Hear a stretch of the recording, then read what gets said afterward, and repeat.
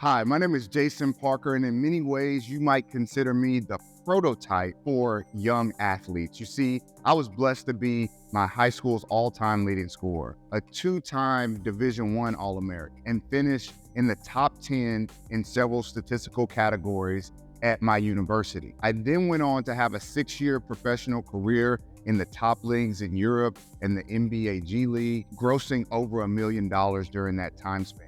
My success as an athlete then gave me opportunities beyond the court to go to law school, to become a high school athletic director for over 10 years, and now to be able to train and steer hundreds of young athletes to find their excellence, to find their truth through the sport of basketball. And so in order to accomplish this, my parents used a very specific paradigm, a very specific plan that enabled me to find success. And it wasn't just me, it was my brother as well. My brother earned honors as the Gatorade Oklahoma Player of the Year. He then went on to the University of Georgia, where he had a great career, was actually named SEC Scholar Athlete of the Year, also was SEC Comeback Player of the Year, had success as a pro, going on to Germany before eventually tearing his Achilles. And again, his success led to off the court success.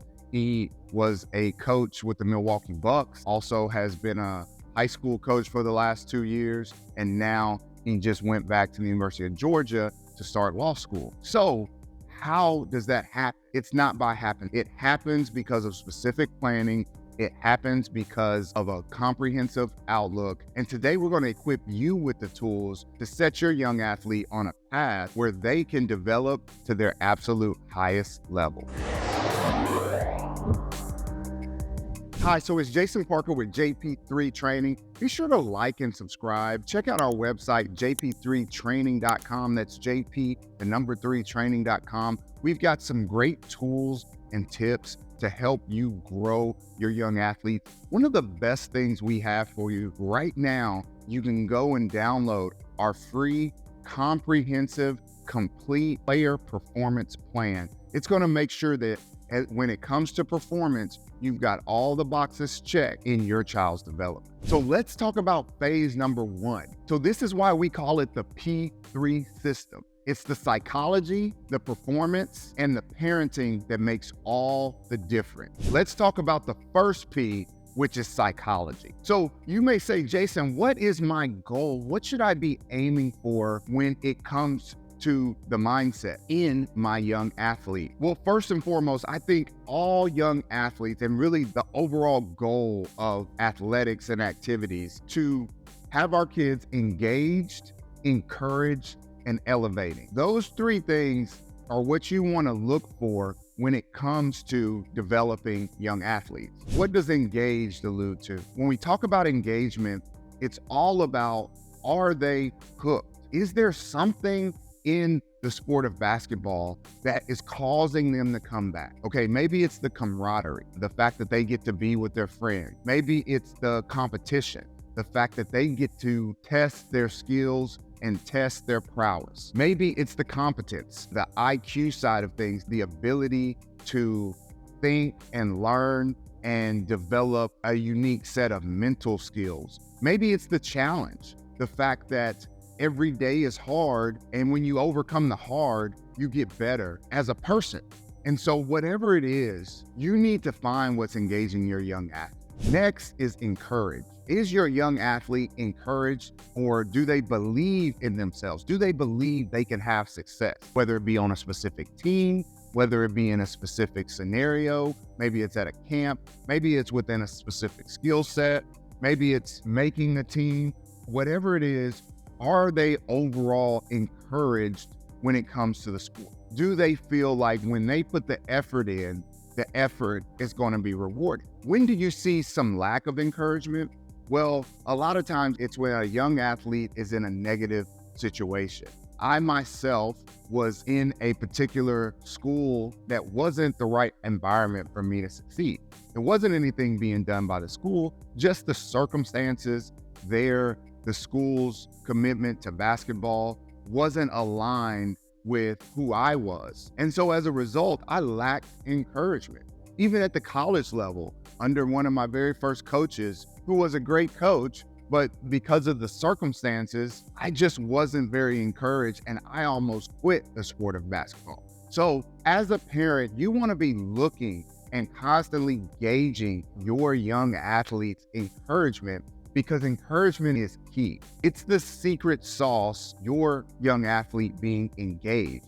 If they feel like every time they walk onto that court that they have a chance to do something special, even if it's just have fun, they will remain encouraged, they will remain engaged, and they will remain elevating. And the last component of psychology is elevating. Is your young athlete constantly progressing to their next level? Are the skills that are being taught and the mindset as far as the aggressiveness that's being taught, the confidence that is being taught, are they growing in those areas? You want to see constant improvement. And the parents ask me all the time, Jason, how often should I be seeing improvement? Typically, about every 6 to 9 months, you should see an improvement, not only in confidence, but in competence, in any skill area or mindset area that you and your young athlete have been focused on.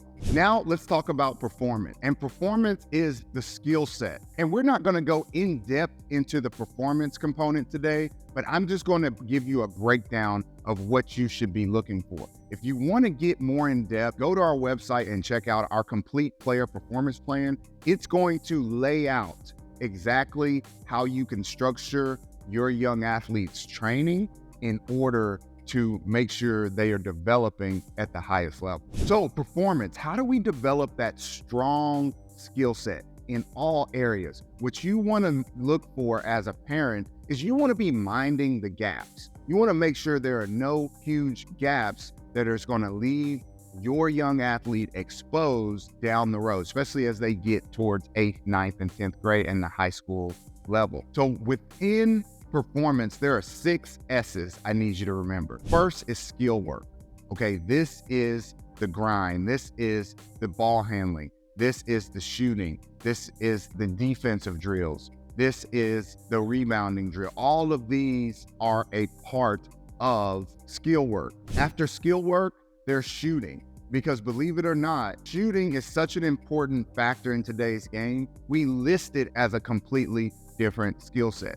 So all my young athletes, we have skill-specific workouts and we have shooting-specific workouts. Now in our skill-specific workouts, we are shot making, okay? We are practicing the skill of making shots, but we're not wholly focused on shooting until we get to our shooting workouts. After skill work and shooting, the next thing you and your young athlete need to be focused on are strength and conditioning. Now, I train young athletes aged 8 to 18. And for those aged 8 to 13, you may be saying, oh, it's not time for us yet.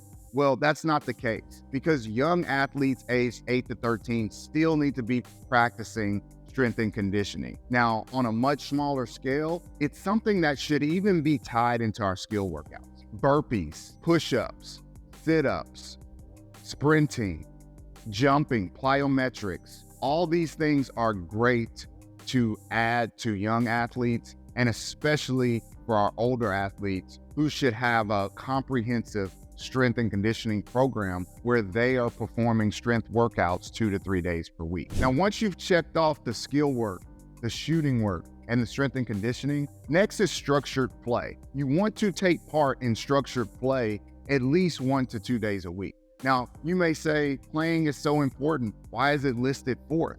Well, a lot of young athletes substitute play for skill work, shooting work, and strength and conditioning. What I'm telling you is my parents built my plan off of the fundamentals first, okay? I really wasn't even allowed to play until the age of 7 or 8. Now, you don't have to go that extreme, but know that you can never go wrong placing the fundamentals in front of playing. There are usually plenty of time and opportunities to get in structured play, whether that be school ball, rec league, competitive AAU ball, obviously high school ball, pickup, going to a local park, 1-on-1, 2-on-2. All of these are examples of structured play. After structured play is speed and agility. and a lot of athletes aren't working this. You don't have to actually go to a track or a football field to get in speed and agility work. Now you can, but we simply infuse it into our warm-ups where we're working on footwork,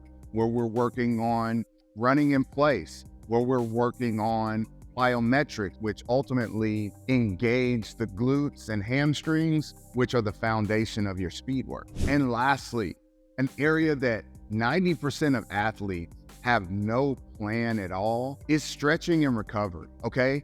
Every young athlete should be doing some stretching and recovering, things like foam rollers, Bosu balls, 5-minute stretch plans. You can get a plan off of YouTube. I've even included an example in the link below. Young athletes today more than ever are putting tons of stress on their bodies. They need to be able to reset and relax and rest as much as possible. Committing to any semblance of a stretch and recovery routine that may include ice, that includes drinking lots of water and fluids, proper nutrition, all of these things are going to ensure that when they come to the court, they are their best self. So the last phase of the P3 system involves the parenting, which is basically the support structure. And what I basically tell all parents is you must realize that the support structure of any building determines its success, determines its longevity, determines its resilience. And as a parent, I basically always ask parents, are you a chastiser, comparer? Are you a cheerleader? Are you complacent? What area do you fall in within the dynamic of your young athlete? And I teach parents, you really want to be a challenging cheerleader, okay? You always want to be challenging them, holding them accountable, and making sure they're applying what they've been working on, but you want to do it in a cheerleading fashion. You always want to be having words of encouragement. So I guarantee you, if you focus on your kids' psychology, performance, and the parenting or support system, you will see your young athlete grow to new, higher levels.